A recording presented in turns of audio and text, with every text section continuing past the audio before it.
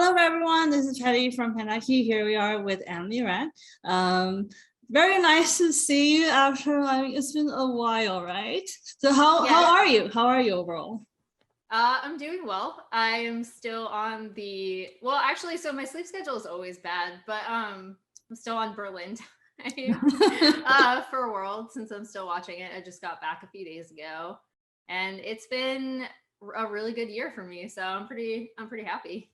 So I guess the audience will want to know how is Worlds for you? Who's there on the broadcast and on the analyst desk? How is it the experience for you traveling there to Berlin and everything? The travel was fine. I mean, it's just a long flight. Like I used to take them all the time, haven't as much recently for obvious reasons. Like I know the last time we saw each other was in 2019 Oh my or god. 2019, I think, right? Or In 2018. Korea? Yeah. 2018. So it was longer because Yeah. you weren't in Europe. Yeah. So wow. Okay. Wow. Time flies. I'm getting old. Uh, but the actual it's still a lot different. Like normally you'd at least be like going out and seeing people. Obviously that's not really like you still can't really do that just because you want to keep the risk as like minimal as possible. So but I mean the people I worked with, I think honestly the coolest part for me was meeting all of the LPL English language casters that were there. So like Dogda and Penguin and Lyric or Jordan. They're all like amazing and it was so energetic all the time. Yes, they are very high energy and I'm not. But it's a good combination. They're really nice people. I think you guys get along. Yeah, they're awesome. So it was actually really amazing to work with them. And then the entire Berlin team, I'd only ever worked with them before. So like that, we had some of our LCS production people there, but the actual studio, we did it out of the Berlin studio. So I'd only worked with those producers remotely for the mid-season invitational. So it was really, really cool to work with them in person, even though we still had to like, again, they try to keep people as separate as possible, right? So like obviously you're always wearing masks, but then like they try to keep you in your group. So in case anything does happen, there's only like a certain section of people that you can't, So it's still a little different than what I would assume a normal broadcast event was, but it was really smoothly run. And everyone was just like so nice because this is my first year as part of the broadcast. So it was like, I am always really terrified that I'm going to screw up, and I felt very supported. So that was nice. So do you want to share with us some like backstage story that like kind of funny or like share with us? I'm trying to think. There was so like again, we're in our like analyst room, so we don't even really talk to the casters because if the casters are waiting to go cast from Berlin, they're in a separate room.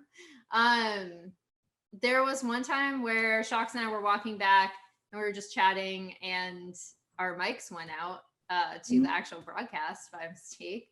We weren't talking about anything important, but and then I think the other interesting thing was like I try to watch the games with as least like of a fandom mindset as possible because I know some of these people, and then like for the LPL teams, I've like followed them for years. So it's like you try to keep that part out of it, but then it was fun seeing the EU casters like cheering for their teams. So I always think that like fandom is really fun. This is behind the scenes, not on broadcast, but like so that was like actually really fun to be in a room with like Shox and Kadrol while a European team was playing. Because I don't know, I like fandom. It's fun. It's cool to be a part of it when my team is not involved. So I know you're also a KT fan, right? And then so you're kind of like, Chinese, you like like FPL teams, and then you like Korean teams. You also an LCS an analyst, so you kind of also support LCS. So like, I'm all over the place. which teams do you support? I mean, so like the team that got me into League of Legends was KT Rolster. Oh yeah.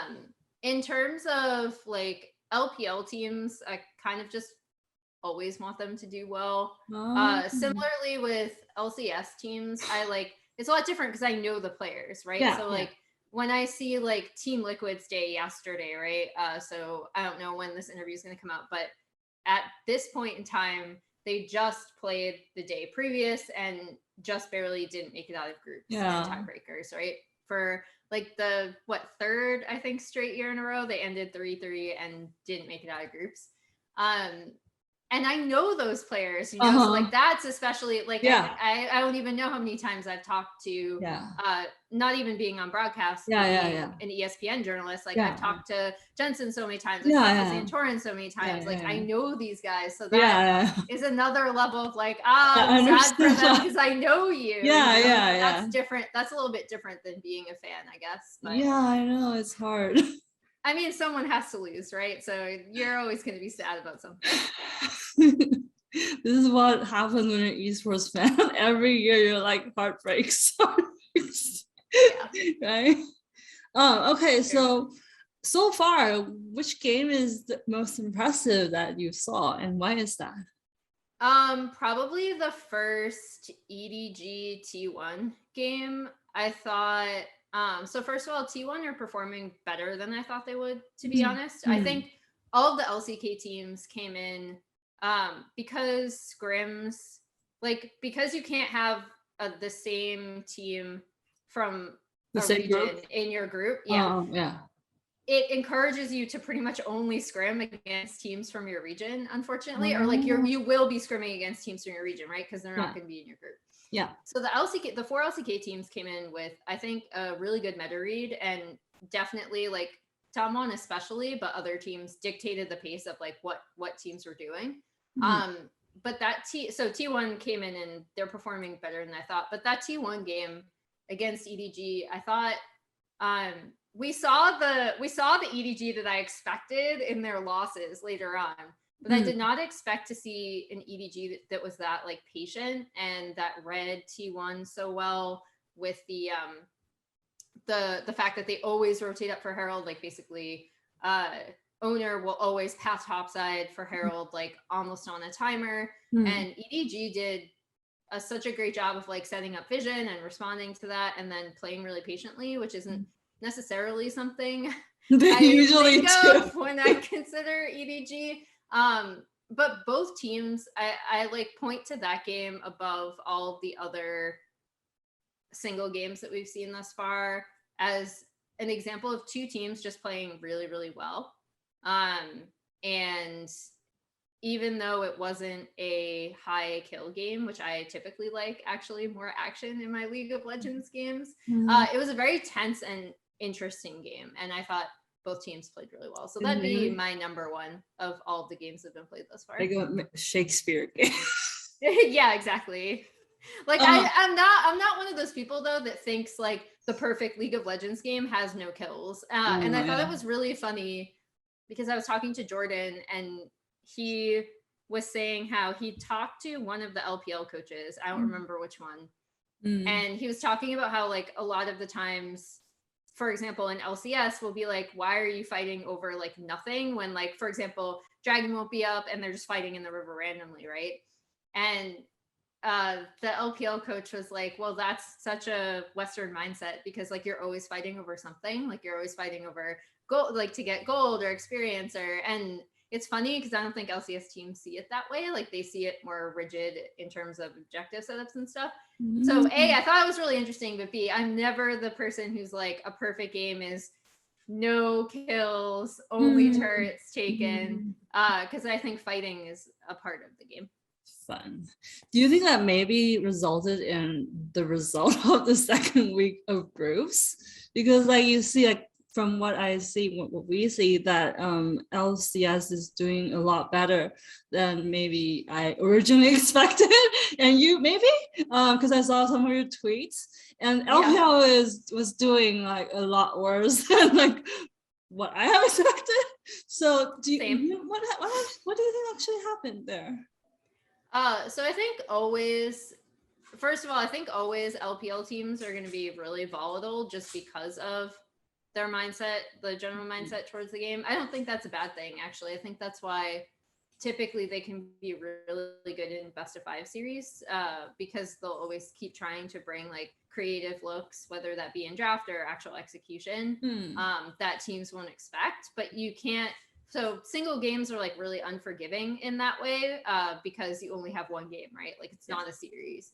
But then additionally, LCS teams, I think C9 benefited from the fact that, so like there's a difference between like FPX and LNG, right? Like I think LNG actually performed about where I expected them to perform. I thought Group D was going to be really close. FPX was shocking to me how poorly they performed. So I think C9 definitely benefited from that more than like they played exponentially better to my expectations.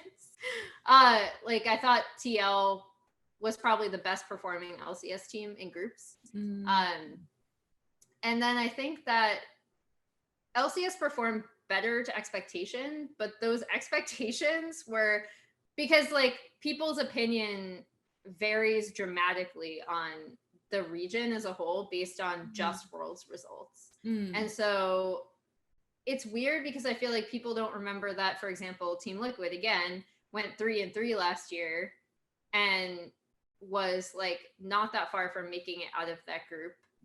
And it was just it was pretty much just TSM that like really, really sucked because they went 0-6 and they looked absolutely awful. And I think that people only remember that and don't remember the other teams. So I'm not sure if it's like, I do think the 3 teams we sent to this year's Worlds are the 3 strongest teams that the LCS has probably sent to Worlds in the past like 2 to 3 years. But I also think that there's definitely a shift in mindset only because we got one team out of groups, despite the fact that, in my opinion, and maybe C9 will go on to like improve and impress me. They certainly are capable of it.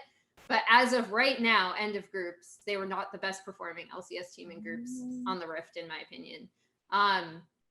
But then the fact that the expectations were really, really low, I think also affects, whereas the expectations for LPL are really, really high. So when even people are looking at like RNG and EDG now, I think they're just like, wow, LPL is terrible. We only got 2 teams out, which again, lower to expectations. But I think the only team that like really, really didn't perform as I expected from LPL was FPX. Like I did not expect them to look that bad. So basically the gap isn't that big, but people were expecting it to be, and they probably have the wrong impression because like they don't really compete with each other like during regular seasons, right? You can only see them compete with each other at MSI and Worlds. So you can't really tell, but now you're put together, then you can see that the difference between the regions aren't actually that big. And LCS is better than what people think they are. Basically. Yeah, I mean, I think that part's true. I think there's still a pretty big difference between like top LPL teams and LCS teams. I'd like, again, like we never see them play, so it's really frustrating because like I'd love to see something not a single best of 1 group stage format, but that's probably never gonna happen. Like if Emily was making this up, it'd be like probably a giant tournament bracket with there should be like a Rift Rivals between NA and China. God, that'd be, I feel like that would just be interesting. There would be some interesting games. Yeah. Cool. Thank you so much. That's a great answer. So Let me see. What do you think that pushed C9 over their normal like performance? So putting FPX's performance aside, because that does affect the entire group, C9 yeah. are a really frustrating team because they're incredibly capable. Like these players are really talented across the board. I think that they have shown, even if you just look at like their spring split, so you take this tournament that we had to enter the season called the lock-in tournament, and you go through that and you look at C9 from the beginning of that to the end of that tournament, and then you again look at C9 from the beginning of spring to the end of spring, and you see how much this team evolved and grew over that time period. It's a team that has players that are like massively capable of growth. Fudge in particular, it has become one of, if not the best top laner in North America. And he, like if you look at his performance in lock-in tournament to now, it's actually nuts how much he's improved in all aspects, not just mechanically, but like his knowledge of, you know, wave manipulation and his communication with the team. It's actually just insane. So the growth potential for this team and their ability has always been there. And the most frustrating thing was always like execution. Like even at this tournament, when they were having some iffy games in the play-in stage, I thought that they typically did set themselves up for success. I generally liked their drafting. I generally think their itemization is good, and these are all very talented players. And it would typically come down to like one very obvious misexecution. And so I think that the good thing for C9 is all of their problems are actionable. Like if I can identify them, they certainly already know, right? Like I'm an outside analyst. I'm not on the team. So the way I see it is I think they definitely have the potential to come out and really shock people, because this team certainly has the talent to do so. They have the coaching staff to do so. I respect C9's coaching staff a lot. So it's just a matter of execution, which comes down to the day. So, but like if I had to describe C9, I think that's why people sometimes find them so frustrating, is because you can see what they're capable of. They have some really incredible, like brilliant runs of play in the game. And they can really catch teams off guard by doing things that aren't like quote unquote like of the norm, right? Like, so I think that part is cool. I think the matchup against Gen G is really interesting, because Gen G, if I had to name like one, like the most standard team, it's always Gen G. It would be Gen G, yeah. So you know, like when I talked to all Korean reporters when I was in LCK, all the male reporters likes Gen G. I was like, why? Because like every single male reporter likes Gen G. They're the most traditional. They like represent LCK, right? I'm like, okay, I understand that. Yeah. So I think that'll be an interesting matchup. Like I'm still favoring Gen G, so if C9 win, you can come back to this interview and totally make fun of me. But like I think that C9 do have some upset potential there, just because they certainly have like the coaching staff and the players and the ability to win, honestly. Yeah, that's gonna be fun. An innovative team versus a conservative, like traditional team. Cool. So actually we're kind of, because we're doing like we're Chinese media, so we're kind of interested to know like why you pay so much attention to LPL.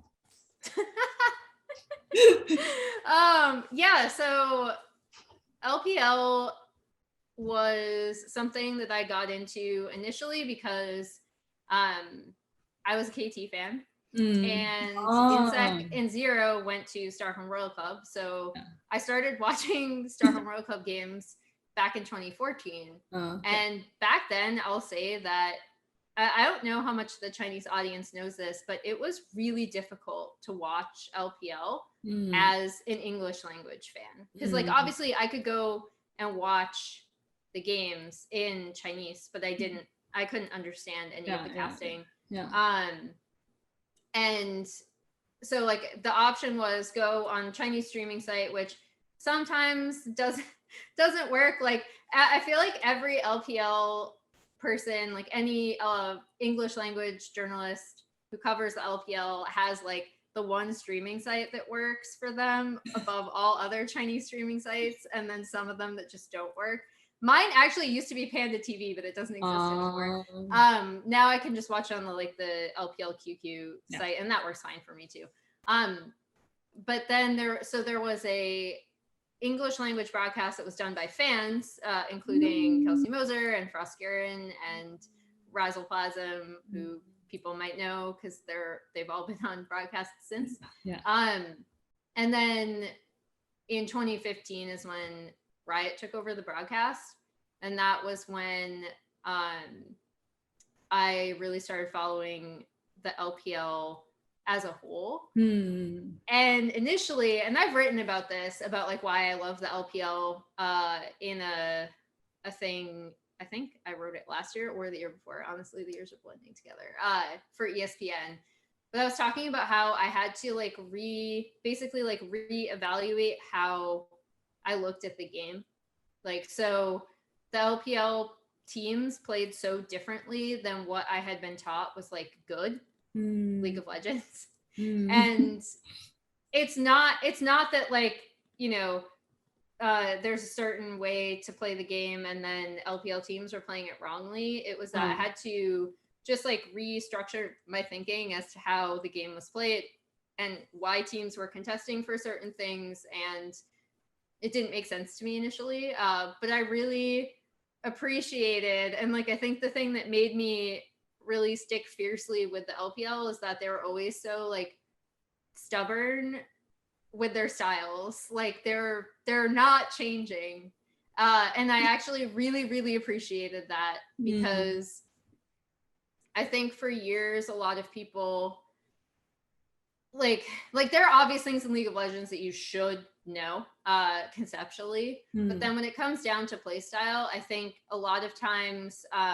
it made sense because they were the best teams in the world by like a really significant margin for a while, but everyone would just kind of try to redo what the top South Korean teams would do. And I appreciated that LPL teams were just like, we're just gonna play the way we want. Like if MLXG doesn't want to ever take his Krug camp and he's just gonna be ganking at level 2 every game, that's fine. Like we're just gonna do it. And obviously you can't do that anymore because jungle camps have changed. But or if you do, you'll be significantly behind. But I always really appreciated that. And then when the LPL teams didn't do well at 2015, it weirdly made me want to stick with them more instead of less. I don't know why that is, but like they're people crazy. were like, yeah, exactly. People were like, oh, you know, LPL sucks, you should stop following them. And I'm like, no, I'm all in. Like I'm just gonna keep doing it. Nice. Because I'm nuts, apparently. All right. So they just don't want to follow any rules and they're just gonna like go in whenever they can. Awesome. Let's see. So like before, let's talk a little bit more about LCS. Before they come into Worlds, a lot of people were saying that 100 Thieves was actually the best in all the LCS teams, right? Do you think that, or like would you evaluate it a little bit more differently? Because I feel like the way they perform at Worlds is kind of different from like the way people expected them to have performed. Like maybe C9 is like on the bottom of the list. I think so. Yeah, I think putting C9 aside, because like again, I already described what C9 are, right? Like they're a group of talented players. They have incredible potential, really great coaching staff. Don't always reach that. I think going into Worlds, I still thought Team Liquid were the best team, despite the fact that they actually got obliterated in finals. And I'll talk about why. I think it was really close. The thing with 100 Thieves that I really appreciated and really respected was that their preparation was incredibly good throughout their entire playoff run. So whenever they were going into best of 5, you could see how much, and again, another 100 Thieves like actually all three coaching staffs of the LCS teams are really interesting and good. The 100 Thieves coaching staff did such an excellent job of looking at who their opponents were and really figuring out what the style they wanted to use to counter that was. Like, I actually, even though yes, LNG used it first, since they picked it like second on blue side or something the first time they played it, like they came up with the Vayne into Ziggs counter pick, right? I actually think that 100 Thieves used that really, really well. And I believe a fourth pick in one of their series leading up to it, that was really, really good. They obviously like just prepared very intelligently for their opponents. And TL at that time, and to some extent still continued, because so much of that team, yes, like like everyone's going to talk about Alfari and everyone's going to talk about core JJ roaming, which is a huge part of it. But a lot of what TL's success was in playoffs was around how Jensen and Santorin would play with especially the Sejuani Lee Sin combination mid, to try to kind of destabilize the enemy mid laner, and then Santorin would just take over the jungle, and that was kind of where they spread their pressure from. And 100 Thieves are really good at recognizing that. They were also really good at recognizing how much core left lane, even on some like suboptimal timers. And I think that Huhi and FBI were really good about punishing that, because, you know, if you stay in lane, you can get the push, or you can get a level lead, or if you're matching, then you can make sure the FBI gets significantly ahead depending on matchup. So if I had to credit anything, I think their preparation was really, really, really good for best of fives. The trouble that I thought they would have going into a single game format is that it's like near impossible to prep that specifically, because you have so many things to work out. Like you have to learn the new meta first of all, like and you have to find good scrim partners, and even then that's up in the air, because as we saw, as soon as Tomlin came out with like the Yumi, and to some extent actually people aren't crediting EDG for this, but I think EDG were the team that really showcased the true strength of the Graves pick. And now that's, you know, Graves is always kind of on people's radar, but I think EDG was the team that favored it so heavily that forced people to pay attention to it because of how well Flounder was doing on that champion. So you have to adjust to a new meta, and then you have to prepare for 3 other different teams, each with their own play style.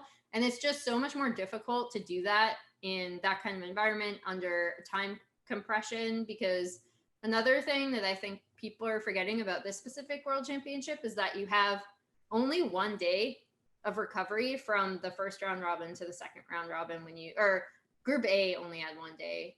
So it grew in group number depending on what group you had, but you had a very minimal amount of time between the first round robin and the second round robin, where typically in years past you would have had more time to adjust and adapt and scrim.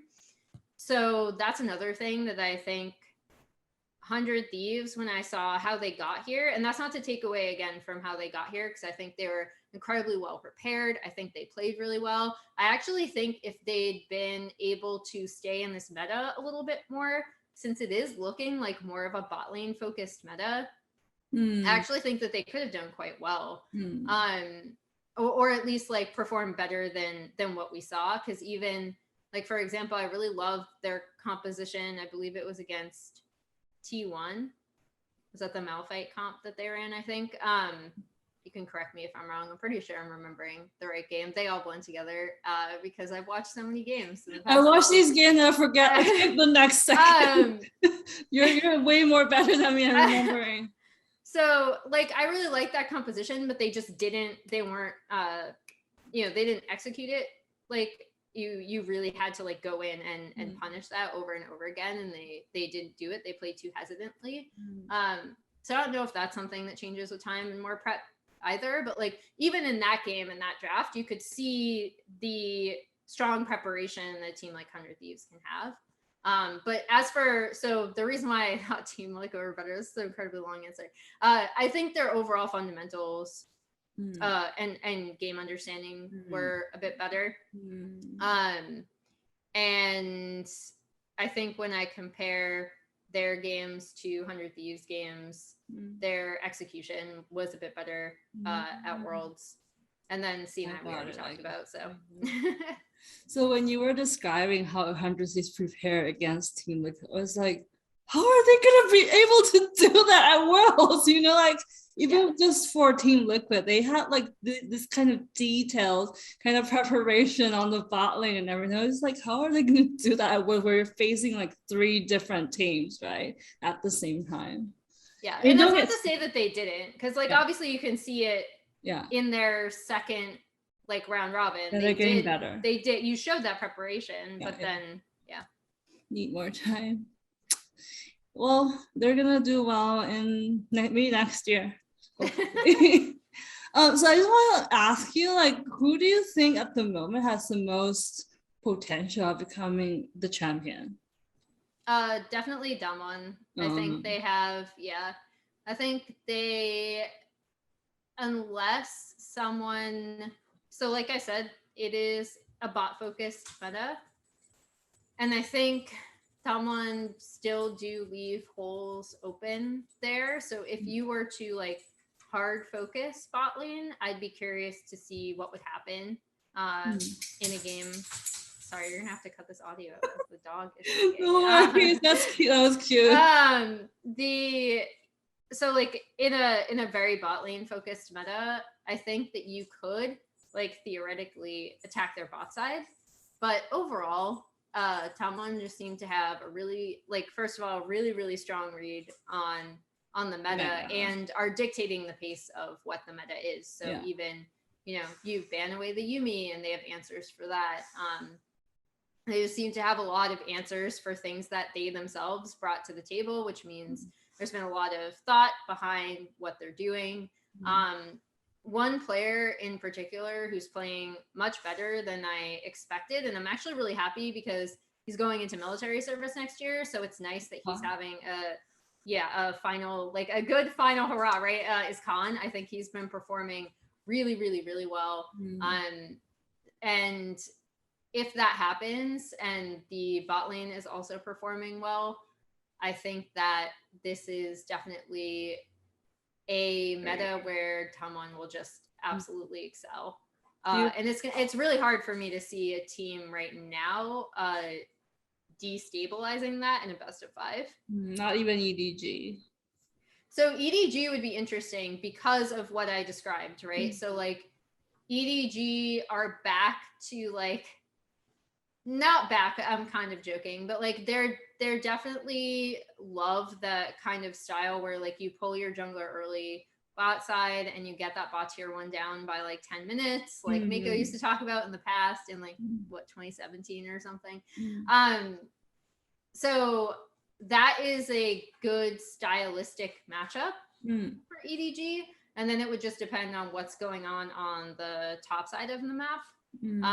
And what how well JJ is going to perform, because I think he is a lot more comfortable on stuff, and this isn't like a knock against him as a player, it's just a play style thing. Like I think even though we saw him play the Talon jungle, I don't think that is as much of a comfort pick for him as something like a Jarvan or a Lee Sin or something that's going to again facilitate gank bot side early, you know, Mako and Viper can just like stomp that lane and then rotate to other lanes to take out turrets. I think that's the way that EDG really like to play. So it's an interesting stylistic matchup. It also makes me sad that we already have to see EDG RNG in quarterfinals, but that's a whole other story again about the format. So I'm not going to complain about it too much, but just know that I disagree with the format and I'm sick of seeing LPL teams go up against each other in quarterfinals. Well, it's fate. Yeah, the classic EDG RNG.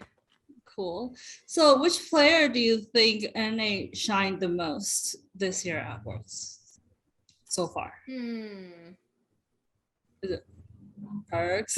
I'm trying to think. I still think Fudge has performed really well.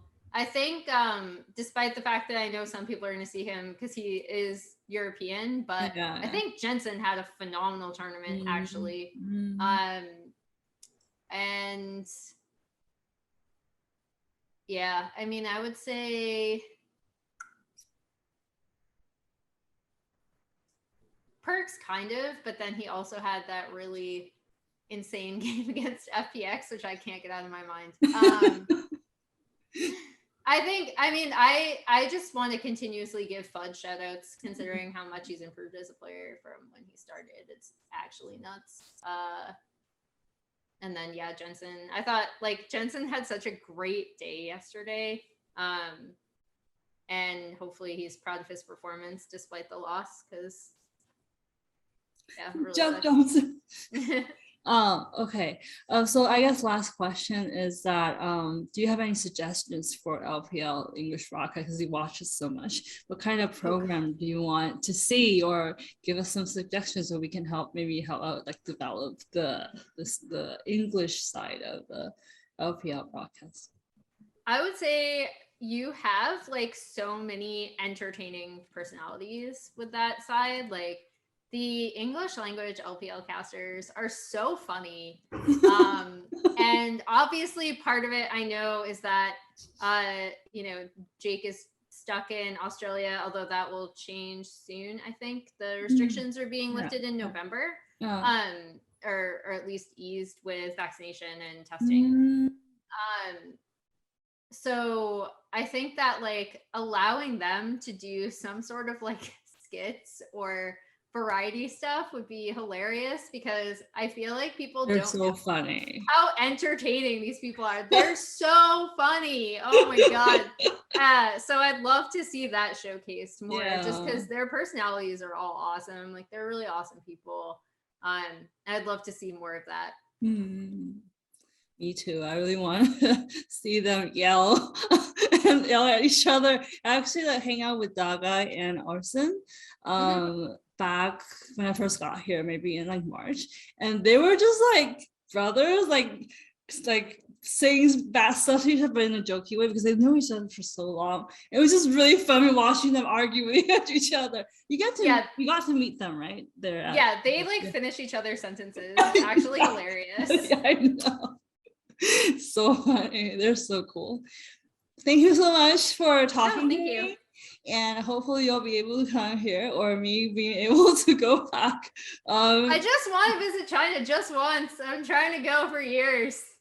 You'll have a chance, and I'll be here. And I'll bring you everywhere. Nice.